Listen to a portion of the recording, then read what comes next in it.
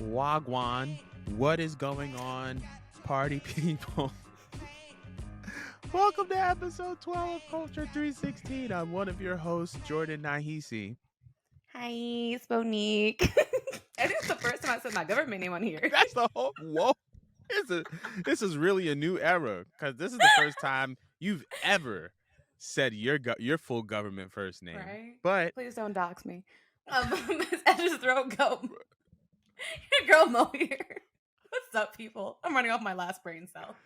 oh my god, if you haven't told, this is really really late for both of us, so just bear with us as we get through this episode. But if wherever you're watching from and wherever you're listening from, be sure to like, comment, and subscribe. If you're on Apple Podcasts or Spotify Podcasts, we super duper appreciate you. Be sure to give our show 5 stars because that is how we get better.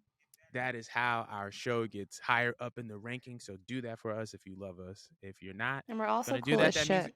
you're right. I was about to say if you don't do that, you're also racist. So Yeah. take Who that is into racist? account. Yep. Are you a Tessa? A Hulk? A Booker? A booker. We're just gonna go right into the first segment because this is gonna be a doozy. So Sorry. this is actually gonna start off with something that is related to the ring but related from outside of the ring. The biggest buzz of the wrestling world over the past month, and to be honest, in my opinion, the past year has been the wrestling club led by Victor Taylor Perry. He is a New York City based educator. This past Monday he was able to bring a bunch of kids from his after school wrestling program to Raw in Brooklyn at the Barclays Center. He currently runs, and when I say he, I mean Victor Taylor Perry. He currently runs a after school wrestling club program where he educates students on certain professional wrestlers, professional wrestling terms. Um, Obviously goes through like promos and different matches, and it honestly just warms my heart. Um, but I wanted to kind of get your impressions on all of this before we dive a little bit deeper into this show. Wanted your impressions on Victor Taylor Perry and the wrestling club. I think that it's a wonderful thing. I think it's a great thing. I love when I get to see representation for my own people and Mm, especially for little kids because they're so impressionable.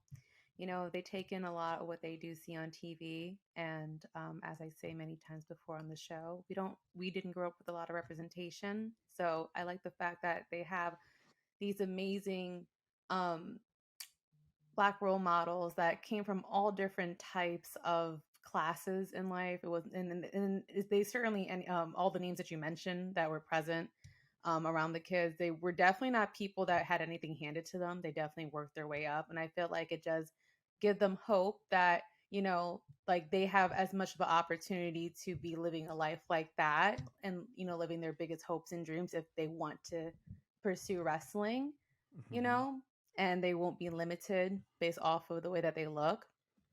So I just love that for them. I feel like it's Mm, very important that kids do know that and that they got to see that because again, like we didn't have that growing up. So I love mm, that for them. And it probably made the talent feel wonderful to have been handpicked and selected to, like be, that image that is lasting in kids' head thinking, yeah, I want to be like Swerve. I want to be like Sasha Banks when I grow up. You know what I mean? Like mhm. that's amazing because God, like, can you imagine just being like them being kids themselves and like never thinking that in a million years they're gonna be standing in front of a bunch of mini thumbs, Right, potential mini thumbs, people looking right. up to them, thinking that wow, like one day I want to be like you, like you give me hope that I'm gonna be just like that. Like, I love that. I love that for them. What do you think? Uh, Definitely for starters, this just kind of warms my heart. Um, Hmm. I said for starters already, but one of the biggest things that I love is that it's led by a black male teacher, and black male teachers matter in the classroom and in life. So I just think that that's just so poetic. I think that when I was a kid, I wish I would have had something like this when I was a kid because I feel like what he's doing is creating a community. And he's bonding these kids together with a shared knowledge and a shared passion of pro wrestling. And I feel like when you're a child, when you're, preteen, teenager, a lot of times your passions can be intensified or even dumbed down just based off of the community or lack thereof around you, right? It's like, I like this thing, but not everybody likes it, so I don't want to do it or get into it because, I don't see it. But now, a black boy, a black girl, can look to their left and look to their right and see people that look like them in the classroom, in their community, that like the same things that they do, and it only encourages them to dive deeper into it. I think that it's incredible, right? Like he's doing an amazing job. Obviously, you had a bunch of wrestlers from different companies, whether it's WWE or AEW, come in and kind of show love with a Sasha Banks or Swerve or Keith Lee. Um, and I think Bianca came in. I'm not completely sure, but I think it's just awesome that a lot of these black talents are lending their time, resources, energy into this because this is something very, very special. He put out a tweet not too long ago saying that while it was quite ambitious, that he has 65 kids in his wrestling club, that he wanted to bring 40 to the next WWE event in New York City. Um, and I think that, if you're a podcaster, like if you like us, if you're a podcaster, if you're black and you're anywhere in this wrestling community, we need to be doing our part in this, right? Like we didn't have this growing up, but we need to make ways so that these kids can have it all. You know what I'm saying? And I feel like we all need to work together and bond together to support the wrestling club. So I don't know if we can start like a GoFundMe or something like that, but we need to do something. We need to support and we need to pour into these kids. And we need to do what we can do to make sure that these kids have the experiences that they deserve. Like it just makes my heart happy to see something like this, and I really, really hope that they continue to do this. So big shout outs to the wrestling club. I think there was one more thing that I wanted to say, but I like it totally skipped my mind. Oh, to the wrestlers. If you're a black wrestler, regardless of what company that you're in, you need to be investing in this. Point blank period. WWE, AEW, Impact Wrestling, we all need to be supporting the wrestling club, whether it's shouting them out, giving them a retweet, a like. We need to be doing our part, and we need to make sure that we're investing into these kids and into this community because it's best for business. But moving on from the wrestling club into wrestling news, all right?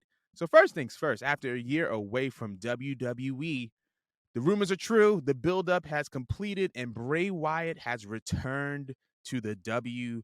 The buildup concluded at Extreme Rules after the Matt Riddle versus Seth Rollins match in the fight pit. But this kind of brings this into question. Now that everything is kind of wrapped up, how would you rate his return? I rate it with the same rating that I gave on Twitter that pissed off a lot of fans. Which was It outdid Punk's. elaborate, talk about it. What I love about Bray Wyatt is, as I said before, he's a great worker.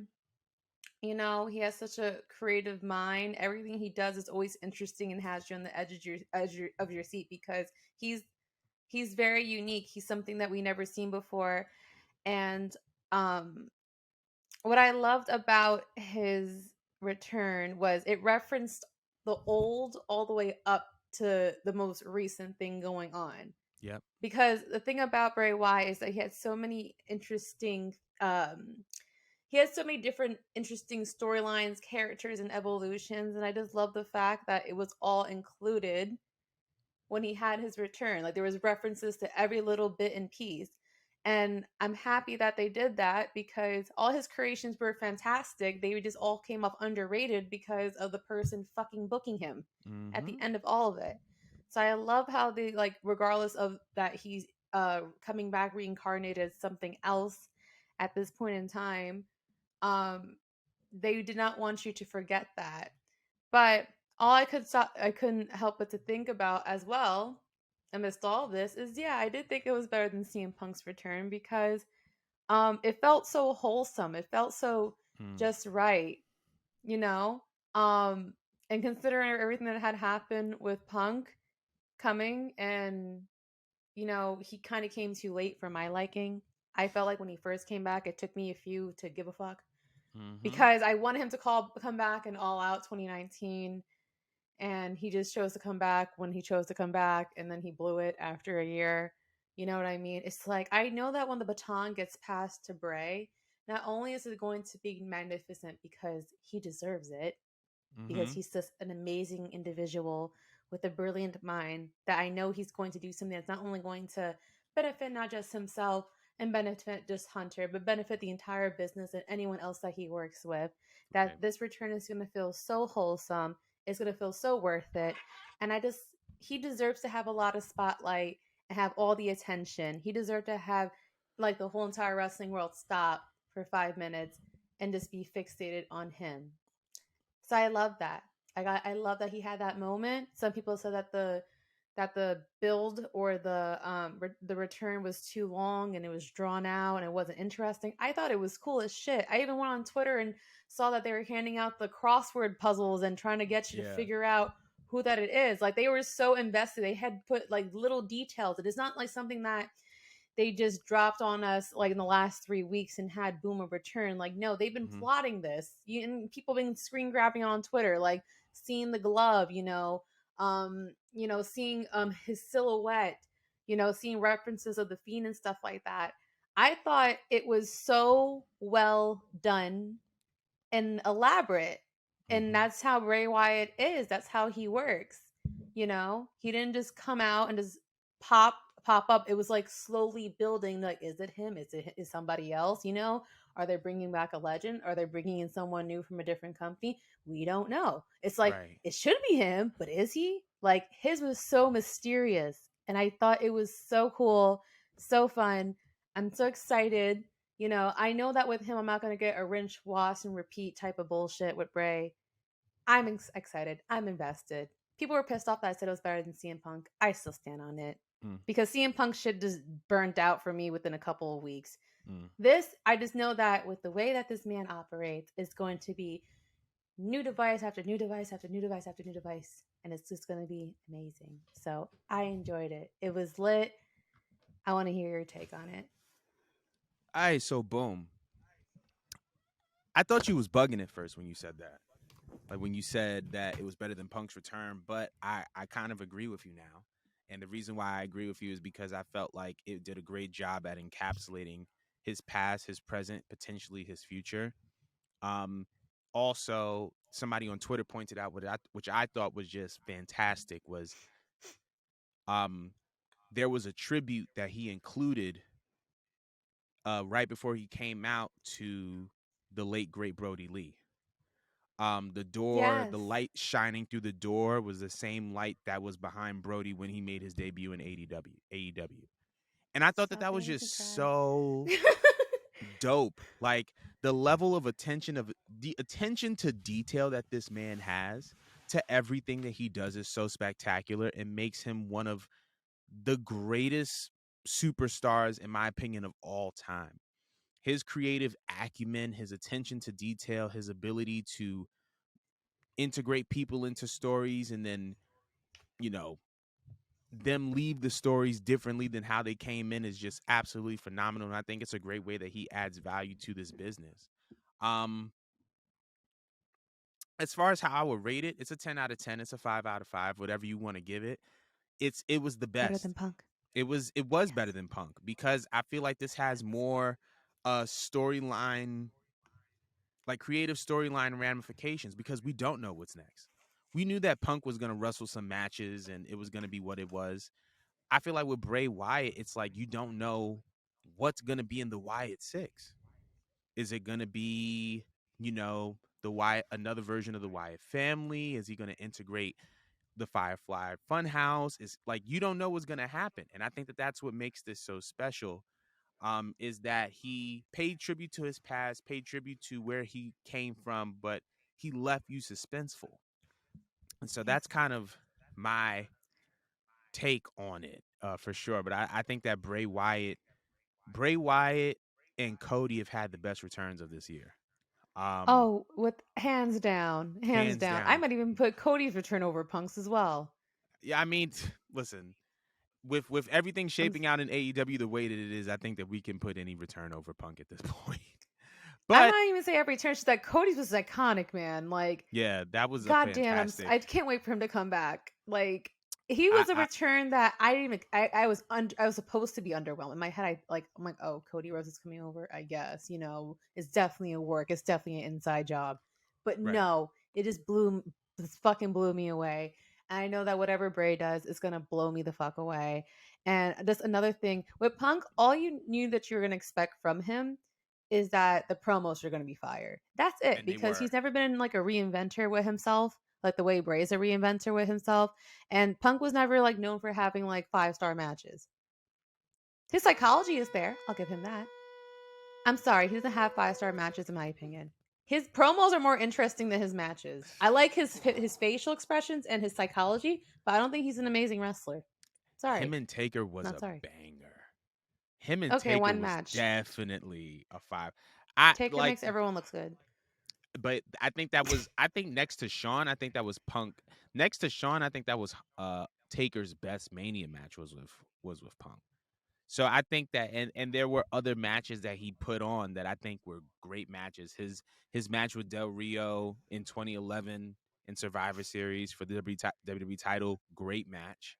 I think that, like, Punk, a lot of, like, while we may not be on the same accord with Punk right now, I feel like Punk has a great body of work, and I do think that we do need to take that into account. There were a lot of great things that he did that were overshadowed because Survivor Series 2011, right? Like, main event, Rock and Cena versus Miz and R-Truth. WrestleMania 29, where he was arguably like the main event with him and Taker, Rock and Cena main evented the show. When he and Jericho had the match for the W title, Rock and Cena was. So there's a lot of stuff that he did that were great things, I'm not but saying it he was. didn't do anything great. I'm just saying he's more interesting as a character and on promo than he is like in the ring. Hmm. Like, I'm more so intrigued by him speaking, his facial expressions, and what's going to happen after the match, not so much when the bell rings, Right. from bell to bell. That That's just makes my sense. personal but my how I feel. But I do feel like he is impactful in his own way. That makes I sense. just That's just how I feel.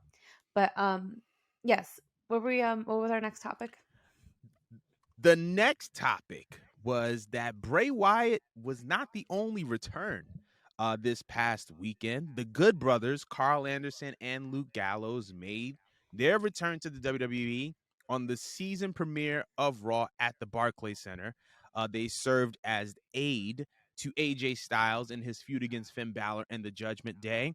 One of the most interesting developments of this entire thing isn't just the return of the Good Brothers, it's the fact that Carl Anderson is the current reigning and defending never openweight champion, and where he is scheduled to defend that belt on November 5th. I think it's him versus Hikule. I'm not even going to pronounce his name. He's defending the belt on November 5th, the never openweight championship. Um, the reason why this is something of interest to me is that when Carl Anderson actually came back to the WWE, one of the first accounts to retweet that tweet was New Japan Pro Wrestling. Also, there was an image that came out with Matt Riddle today of Matt Riddle and Suzuki, I believe it was, training together. So I think that my question is, are we going to get a WWE New Japan crossover? Is this Forbidden Door 2? Honestly, I hope so. I actually do hope so. And that'll actually get me to start like paying attention more so to New Japan, because I had fell off a little bit this year with paying attention to everything that goes on. But this is new and this is exciting. But then it also makes me think, like, if they're gonna have crossovers, you know, like, how does that work for like TV time for like the Mm, current roster? Like, does Triple H get rid of some people to make space for them? Like, how do mm, you work this out in WWE land? mm, Because I saw some of that some of that as a discussion on Twitter that Triple H is going to start releasing people. I'm like, huh, because they're saying contracts are like coming up. So I'm like, what if this is all strategically planned? So they right. could try to bring in some talent. Maybe like they haven't made the commitment to come all the way over to the Americas, but this is their way of trying to, get them to dabble in working with WWE talent, which I still think Mm-hmm. is cool. You know what I mean? Can you imagine Okada coming around to wanting to work with the WWE? God, He has said that would time and be time again that he insane. doesn't want to, but what if he came around? What if? I, I'd You be know what I interested. mean? Or Ibushi. I'm fucking love Ibushi. Fucking love Ibushi. Like, damn that man in his neck, but I love Ibushi. Or if I could get Jay White. Listen, Jay White versus I Finn need Balor. him or Edge. Just saying. Like he is like in my head like the fucking forward version of Edge.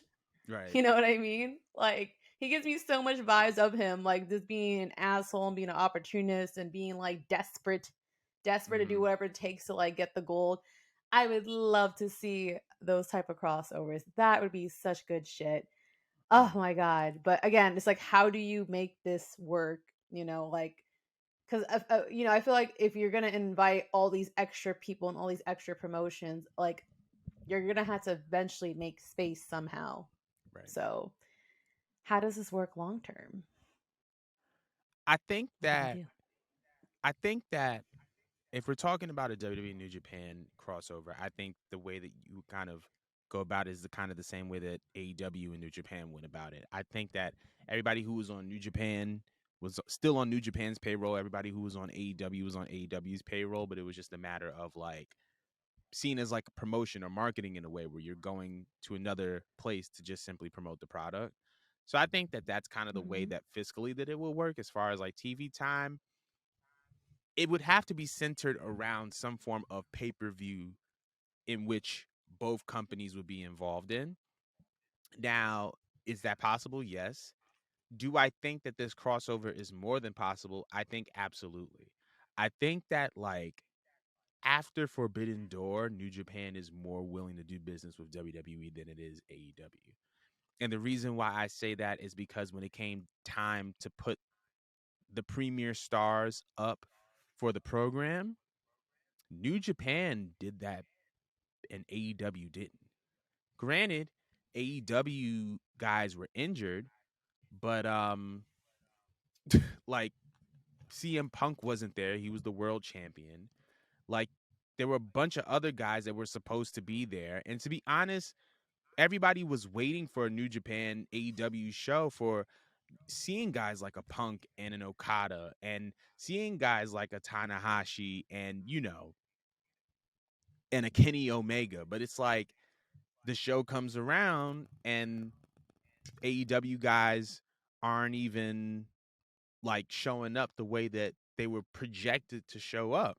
And I think that they may have rubbed New Japan the wrong way, especially because we don't know what the splits are as far as ownership of the actual content. That may have actually just been like AEW under AEW's ownership. Who Yeah, knows? and that's a pain in the ass to get these people to go fly out to America and like your talent is not even there to It's wrestle them. injured. Like Right. I have a sour taste in my mouth too. So I You think know? that and I feel like when we're talking about business partnerships, it's about like who can benefit the most or who can benefit, you know, greatly from it. I think that New Japan has a lot to gain from working with WWE and vice versa.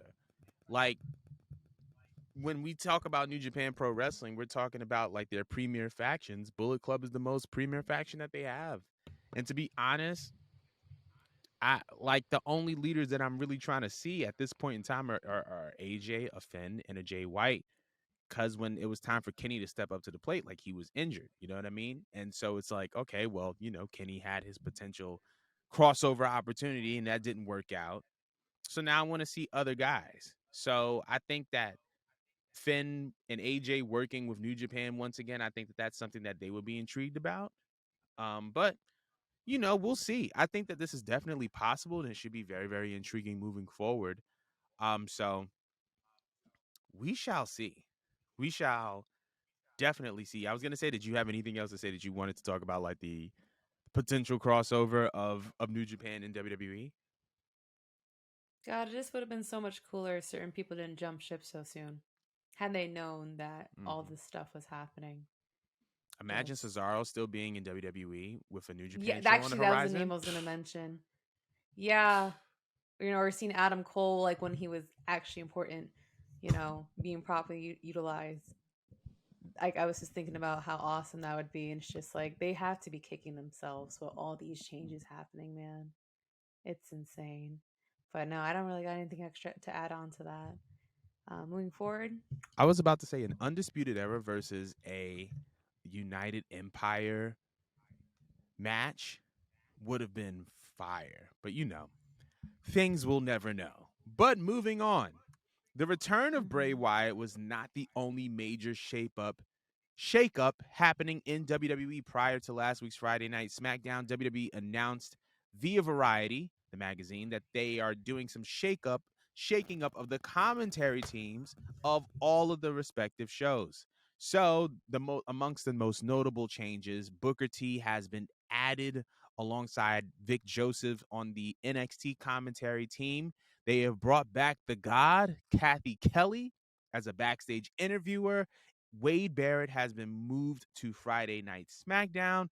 Samantha Irvin will be the ring announcer, with Kayla Braxton and Megan Morant serving as backstage interviewers. And on Monday Night Raw, Patrick Kelly will be sitting alongside Corey Graves.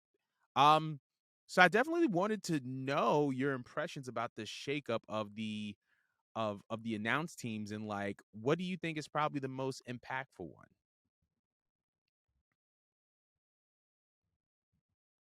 Forgot I have myself muted. But yeah. um I'll be honest, even when I have in front of my face looking at the changes on commentary, it's I'm not upset that he changed it.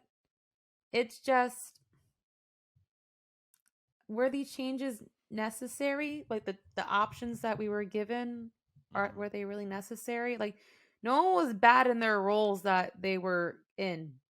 It's just that they weren't bad, but they also weren't amazing. Like the last time I was actually interested in commentary, speaking at all, was when Morrow was involved in NXT. Now, if that's a name that Hunter could get back, and that's why he's doing all this shit, all right, like I get it.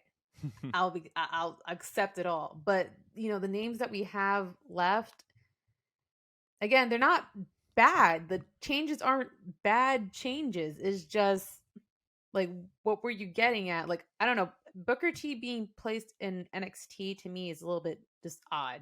I don't know Mm, why, but I can't see him calling an NXT match. Like, I think I'd be more comfortable with him being on the main roster, since that's the more sports entertainment side of things going right. on. I never like heard Booker T speak, and I felt like when I was listening to his commentary, it was something that was like informative or really added on to the match. Mm-hmm. The few memories I had with him being on commentary was him being, you know, comedy. Like he's fucking Right. hilarious. You know what I mean? I'm pretty sure y'all definitely seen the Batista's down video. He just kept yelling Batista's down for the next 10 minutes and standing over his body like he just witnessed a murder. You know what I mean? He's good for comedy relief, but I just don't understand why his placement is in NXT. Or why the females were moved, because I thought Samantha was fine where she was at. I was actually perfectly fine where Kayla Braxton's at. I'm not sure if it's supposed to be a promotion or demotion for them, if they just Mm-hmm. ask to switch things up and keep it fresh. But I mean, again, like I won't be impressed until I see Moro or the equivalent of Moro. Because the only other commentary person that I enjoy was Samoa Joe. Samoa Joe is actually really, Really really good. good. Like I almost like, at first I was pissed off that he was doing commentary and that he was in the ring, but I'm like, damn, this man's just good at anything he does. Like his voice is just such like a nice convincing voice to listen to. It almost reminds me a little bit of like listening to Taz when he Mm, would do commentary. That's the vibe I would get when Samoa Joe talks, and it just sounds right. so fucking legit. Like everything that came out of his mouth, like just added to the match, came off very informative. You know what I mean? So I don't know, man. I don't. I feel like he's working his way into something with this setup, but I can't say I'm impressed, but also not like disappointed. You know what I mean? What do Right. you think? So I actually really like the addition of Booker T to NXT. You know what it is? Mm-hmm. I see what they were trying to do.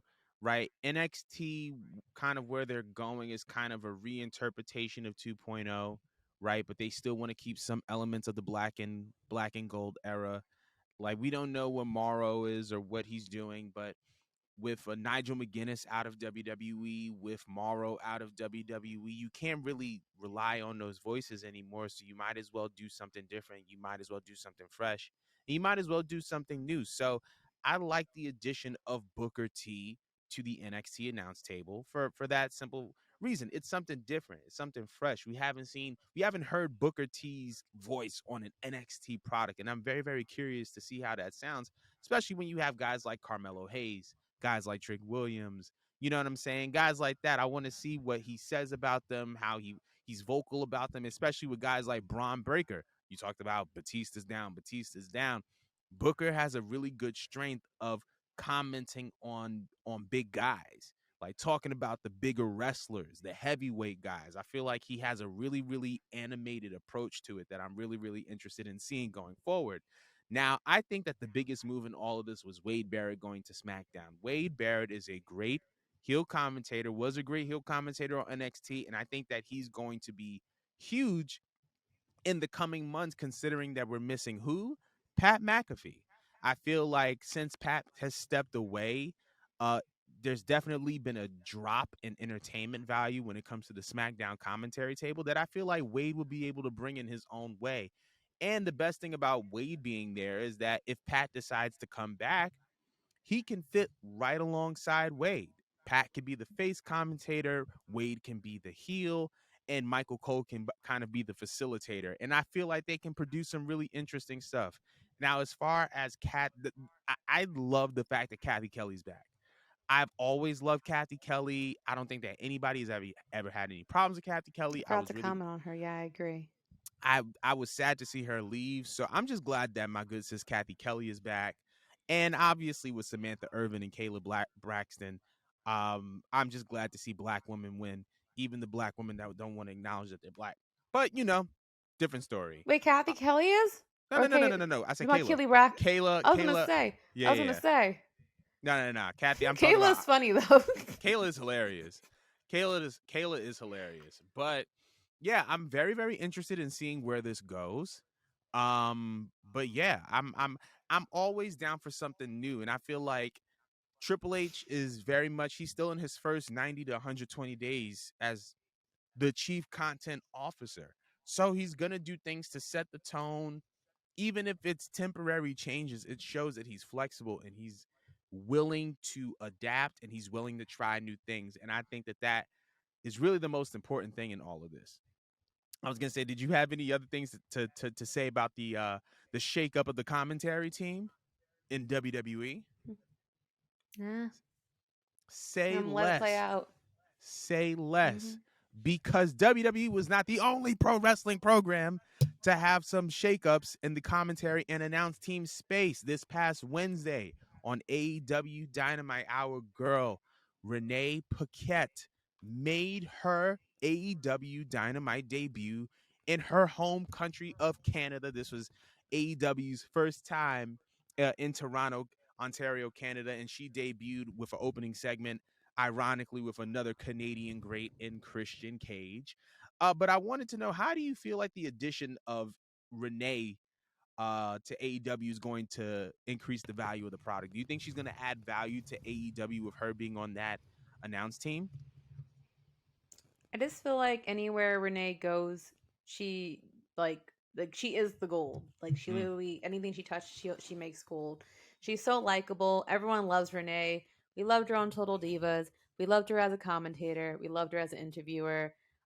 She was doing just fine, off by herself. hmm. People followed her podcast, anything that she does. She's just a likable human being, very unbiased, very unproblematic. She's just a cool ass woman, Right, Like Dean is a lucky guy, fucking lucky guy, right. you know. Um, and I think that she adds a little bit more legitimacy.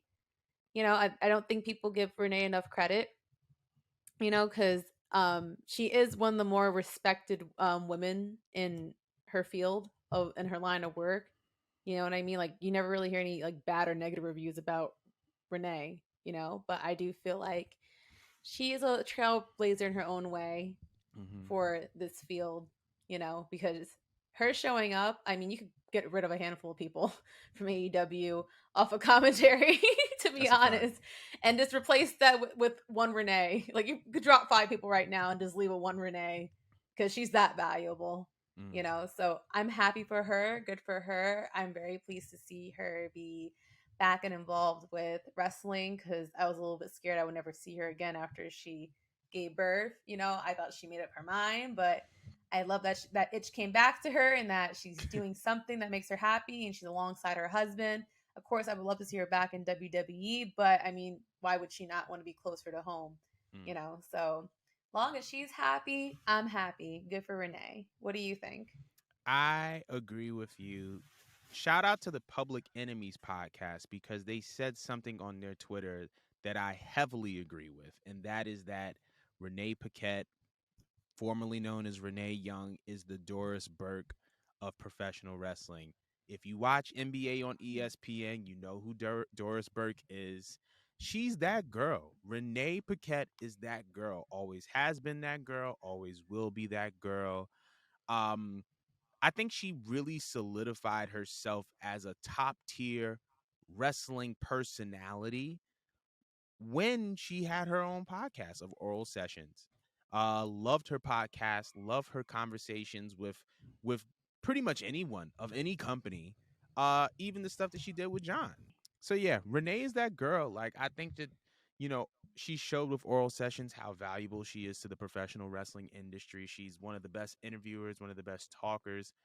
I felt like she could have been doing a lot more in WWE, but I feel like she only had, you know, a ceiling because of who was in charge. And I'm just glad that she's in a position where she can fully be herself in an environment where she feels comfortable.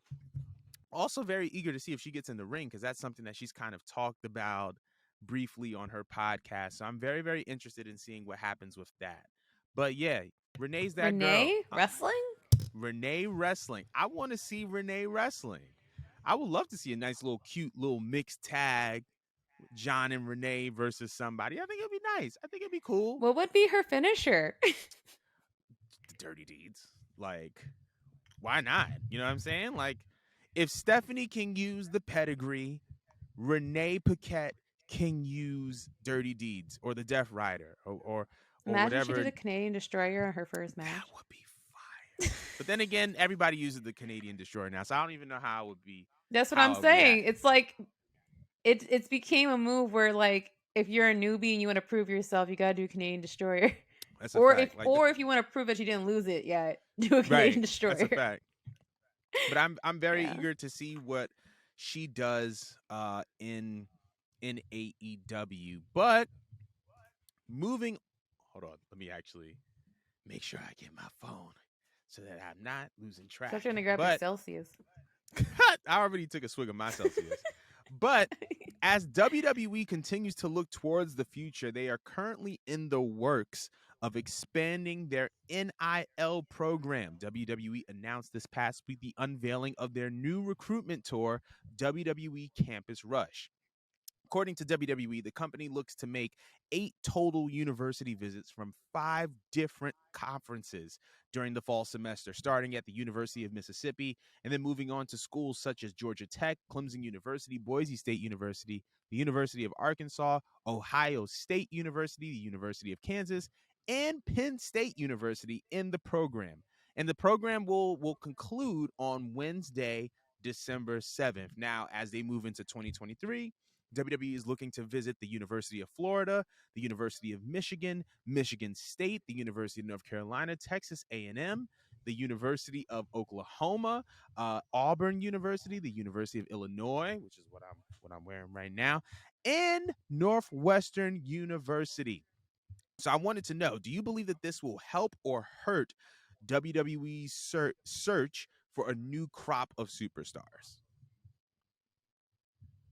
I don't really believe so. I mean, Mm, we've seen some amazing athletes that came from great universities, or they just grew up and had a full ride, because of being involved in wrestling or whatever given sports. And I mean, mm-hmm, athletes are um more likely to, usually, not always, to pick up on, the art of wrestling, at Right. least like the physicality of it, if not the promos. I mean, I start to think of people like Brock or Kurt Angle, like they're just genetic freaks that are just happen to be built for this business. So Right. maybe that's what they were thinking about when they decided to make this approach. So I could see if it's coming from that, what they're going for. Do I think it's going to hurt them in any sort of way? Not really. I mean, I think that they should try checking as many avenues as possible. Because the last approach that we had, and this was through Vince and Bruce, was to look for people who had that star factor to them, a la getting someone like Nikita Leons, who was on a reality TV show and stuff like that. They're Mm-hmm. trying to just specifically go just for entertainment. They did get some people from different sports. I will not forget about that. They did recruit people that came straight out of like colleges and had like massive sport backgrounds, but they were trying really hard to grab people that had like that weren't from the indies, right? That was their first approach. I believe last year or the year before that, no people that came off from the indies were pretty much outsiders of wrestling that were trying to get into the WWE. Now they're taking a different Right. approach, which I can't be mad at because it's just like, where can you go wrong from there? Maybe they're trying to clean up wrestling a little bit more Right. by trying to grab people that are coming from colleges and they're trying to aspire to have, a career or a degree, as well as pursue something on the sidelines like being an entertainer and being in wrestling and being an athlete as well. So I think that it's interesting. I don't want to judge it yet. I do want to see how it plays out, but I don't think that they all should like just solely get their crop of talent from here. I would hope that they're still doing things the old school way as well, and searching around from different promotions and stuff like that, or just finding people who just so happen to just fit their role. Because I think that variety is the best way to go about building a diverse community of wrestlers. Mm-hmm. But I'm intrigued to see where this goes and what kind of talents they grab out from here. I just hope that they have personality, because I believe that if you're going to pull someone from a university and stuff like that, they're probably choosing like athletes for a reason. But do they get the sports entertainment part of WWE? Can you train these people to do that? Right. We don't know until it happens. What do you think? I think that this helps them of developing a new crop of superstars. One of the things that I feel like there's multiple things about WWE that would appeal to college athletes. Number one, we do have to consider that WWE's style of professional wrestling, sports entertainment, is a young man's game. When we talk about these Yeah. guys being on the road 300 days a year, that takes a toll on your body, right? And you can't keep leaning towards people in their 30s, people in their 40s to do that for you. You're more likely, or, Yeah. from a business aspect, you want to lean towards guys who are younger, who can handle that type of schedule and that type of physicality on a nightly basis. Number two, I think that WWE is doing kind of the right thing in the sense that how many people from college make it to professional sports, right? Like that, not a lot. Like the possibility of you going from high school into college is very very slim. With a full scholarship, is very very slim. Going from NCAA into your respective professional sports, league is also very, very slim. So it's like, you get to your junior year, senior year, you may or may not think you're going to the league. And it's good to have options. It's good to be like, well, I don't know if I'm gonna make it to the league, but WWE got this thing going on. Maybe I could try this out. I'm a 21, 22-year old college student. I got the body, I got the conditioning already. Maybe it's time for me to get in front of a camera. And especially now with all these college athletes getting NIL deals, a lot of these guys are getting their reps and getting in front of a camera, being a personality and being a brand. So a lot of these guys that are probably going to get recruited and integrated into WWE system are people that are camera ready, are people that are going to be appealing and attractive to a mainstream audience. So I think that this can definitely help them as far as developing a new crop of superstars. And I'm looking at all these schools. These are major schools major conferences like Ohio State, Penn State. Like these ain't no little schools. A lot of the times, and because aren't any little schools, the athletes that they're probably going to look to recruit aren't going to be little names, right? These are probably going to be people that have a little bit of a budding following, especially with the NCAA kind of easing the restrictions on how athletes can make money. These guys are going to come with a following, and we're seeing how WWE is using Logan Paul and leveraging his following to, build momentum for a pay per view and crown jewels. So I feel like they're looking at the current climate of the NIL deals and using this program and really, using this as a kind of like a template for the future. So I think that this is definitely gonna help them. And I'm looking forward to seeing what they do with it. Okay. You know? No, that's actually no. I like that. I like that take very much. It's like I don't know. It's so weird. Like it's so fascinating, but it's also just so weird because you know we are going to see a whole crop a few years from now of a bunch of 18, 19, 20, 22-year olds, that are straight from here, like Right. this is all a whole social experiment and Right. we don't know how we're going to take it. Like I'm fascinated is all I really could say about it because like before it was just handpicked. You were handpicked if you came from like a university or something like that to be in this position. To see that crossover, it's like I wonder how they're also going to promote the brand of WWE moving Mm-hmm. forward, considering that now their names are being interlaced with schools and stuff like that. Are they trying to go for a very clean brand with this? Mm. I don't know. Do That's you actually a think really good so? question. Well, it depends on what their target audience wants, right? Like who. Well, if you're going for this, you're trying to you're trying to get teenagers and young adults to watch us, but now you're also bringing in schools, and schools wouldn't want to affiliate with WWE if they're doing like some, off the Shady walls. stuff. Yeah. Like I'm just curious to know how does the branding work if they're again they're doing business now with universities. So universities are obviously going to boast when they have a student that made it onto their TV, but Mm-hmm. obviously WWE is going to want to somewhat tame themselves if they're going to be working hand in hand with universities so long as they want to keep some type of deal going. But I'm Right. also not surprised when I think about it. I'm not also surprised because the way that they parade around Bianca, because they definitely did make it aware about how she graduated while she was in the WWE, and they see how well she worked out, Mm-hmm. you know, as being someone that they could use for a role model. I feel like I wonder if like people like her is the reason why they kind of went about this approach. Like, they had this all-in-one athlete that didn't know a damn thing about wrestling. She's super athletic, super smart, was finishing her degree while she was in, I think, in NXT. Before she made it to the main roster, she got her Yeah. degree or whatever. And it's just like she became a huge inspirational success. Let's try to make Mm-hmm. more Biancas. You know what I mean? I wonder if that was like their path of logic. You know, I don't know. I think so. That's just me just thinking out loud. I think I think so, and I think that's a great take and a great, I guess, question for WWE to kind of ask themselves is you know, who their target audience is and who they want to watch their product. So I don't know, hmm but while WWE is focused on that,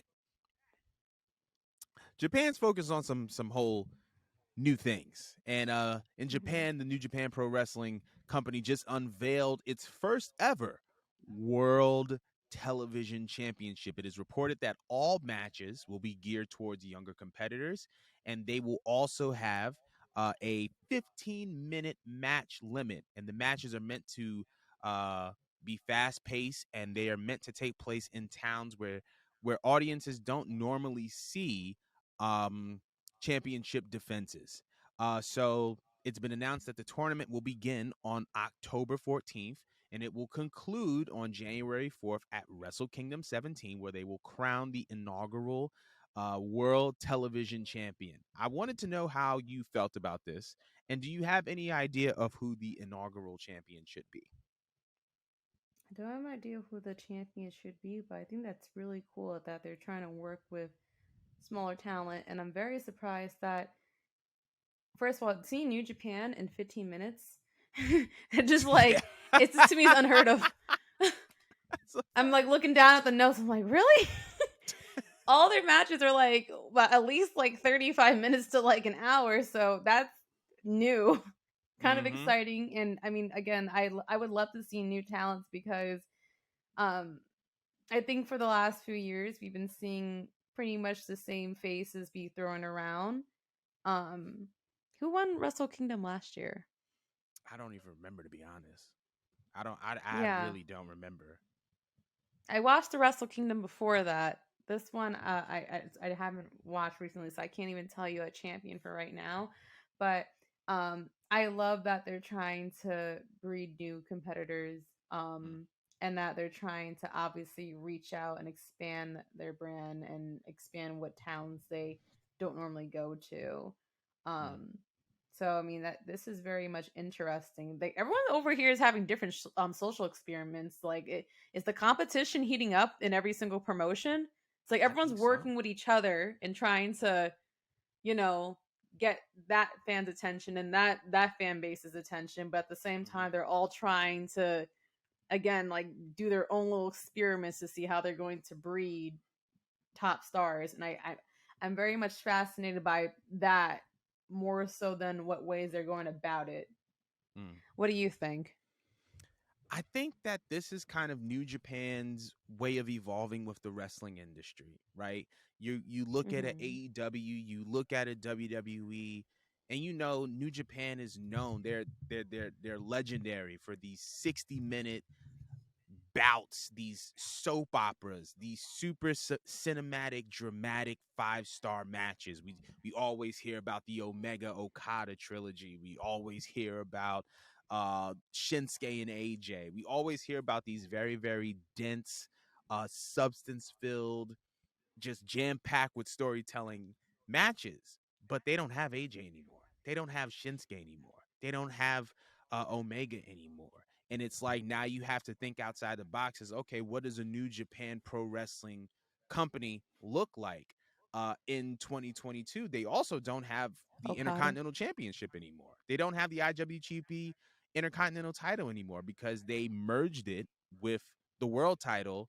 Now it being the IWGP World Heavyweight Championship. So now they don't have that Intercontinental title anymore, and it's just like, okay, that's all well and good, but there's still a void. How are we going to fill this void, and what direction do we need to go in? Do we revive the Intercontinental title, or do we introduce this TV title? And I think that this TV title is a great way to kind of, do something that they've never done before and evolve. You know what I mean? This is something that they can put on, on a Wrestle Kingdom card. This is something that they can do in one of these towns that they don't normally defend the World Heavyweight title. They can bring it to the US, defend it in New Japan Strong, New Japan Strong Wrestling, which is like their US program. They now will be able to take that title possibly. They wanted to do some stuff with AEW. They can have a TV title match on AEW because, like, nobody's going to do a 60-minute IWGP heavyweight title match when, you know, they got other things that they want to do in their program too. But, 15 minutes, you can make room for that. You can make room for that. You can have a nice little 15-minute, TV title match on another program that may not be yours. So I think that this is kind of New Japan's way of creating something that can be a complementary piece if they decide that they want to work with other companies like a Impact Wrestling or AEW. But this is also something that, can set a precedent and set the course of the future for whatever's going on in their own individual company. So I'm really, really excited to see what they do with this.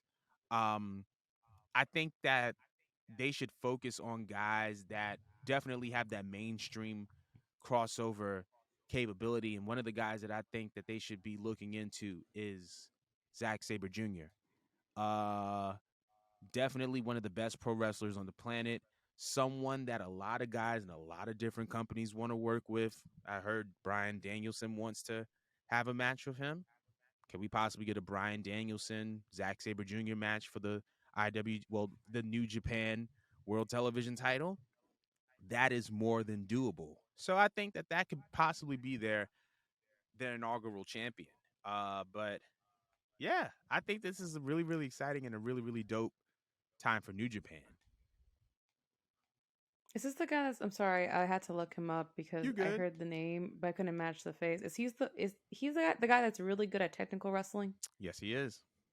Okay, then I've seen his match before, and I was very impressed by him. I Mm. think he was the first. Was he on a Wrestle Kingdom before? Yeah, Is he that was. why? Yeah. Okay, yeah, I saw his match. I think for the first time during the yeah, it was during the pandemic, Mm-hmm. or no, it wasn't during the pandemic. Was it? Whatever. It was definitely a Wrestle Kingdom, and um, this is when my friend was trying to force me to watch New Japan, and I was trying to get into it, but he had to explain every little thing to me, Right. and like his match was like something that stood out to me. So it's funny when you said Daniel Bryan because immediately I'm like, all right, yeah, I think that's why. I saw Right. this guy, and all I thought about was, wow, he reminds me like wrestling technicality wise of Daniel Bryan or like Kurt Angle. And I'm just like, in a perfect world, Right. if Kurt was in his prime, a perfect That would world. be a great match. Yeah, yeah. Like and I only saw one match of him, but to me, it was the best fucking match out of that entire card. Like Mm. just wrestling wise, I was so impressed. I knew nothing about him, but he was really fucking good.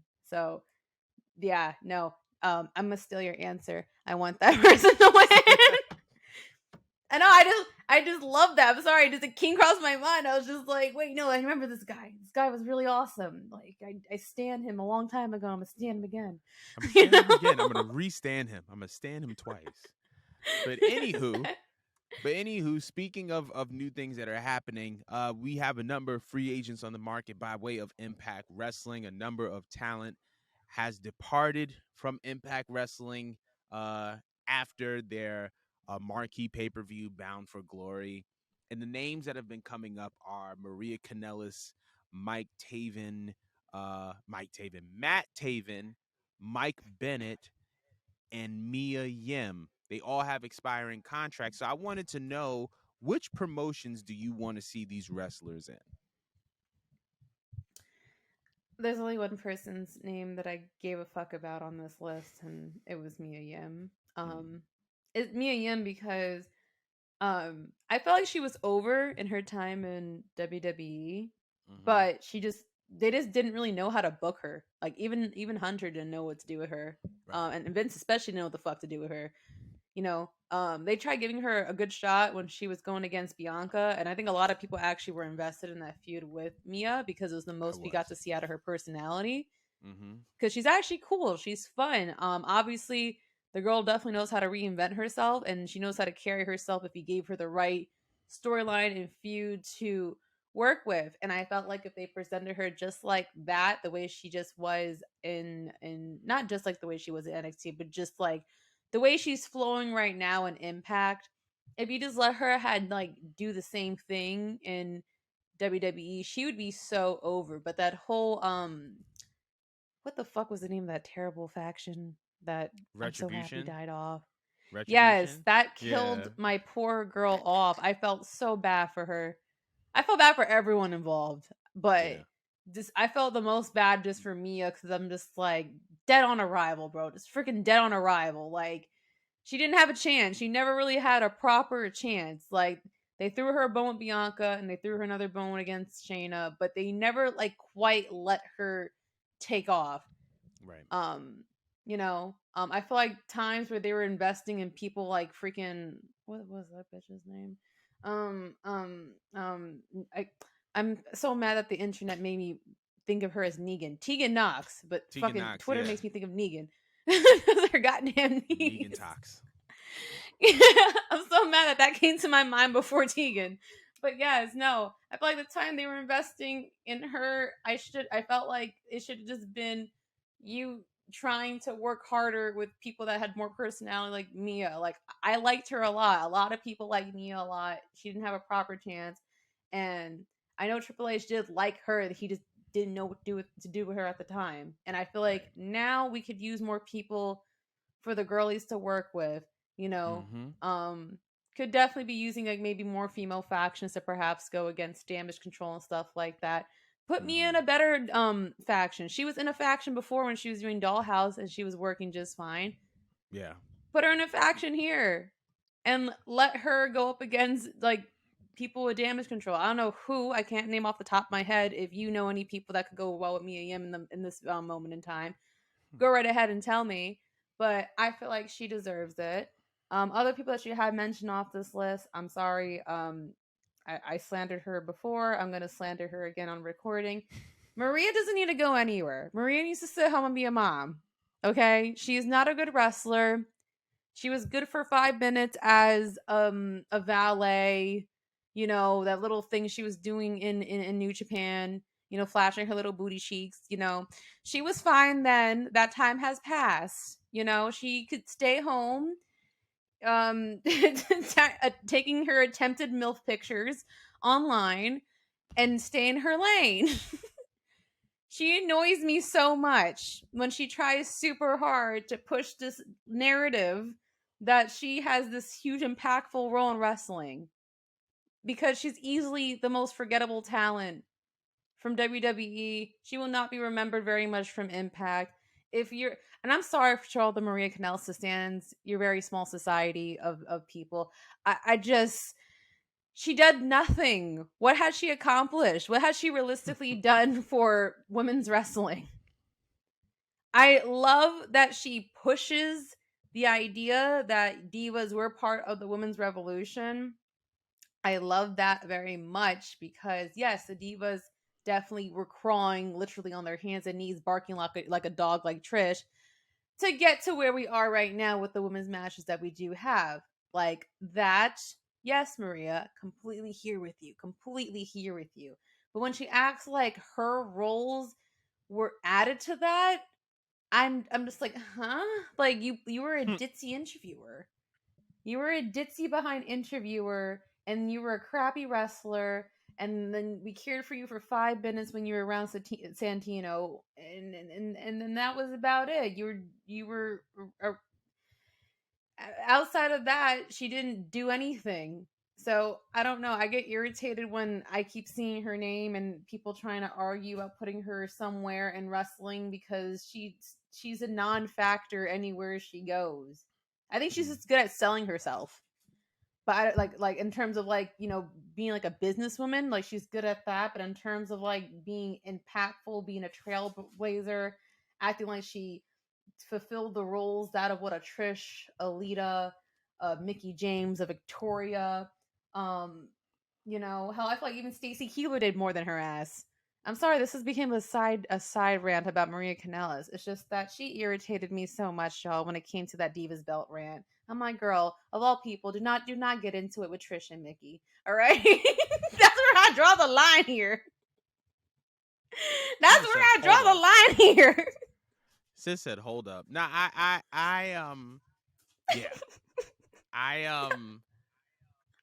I, damn, you really tore down Maria.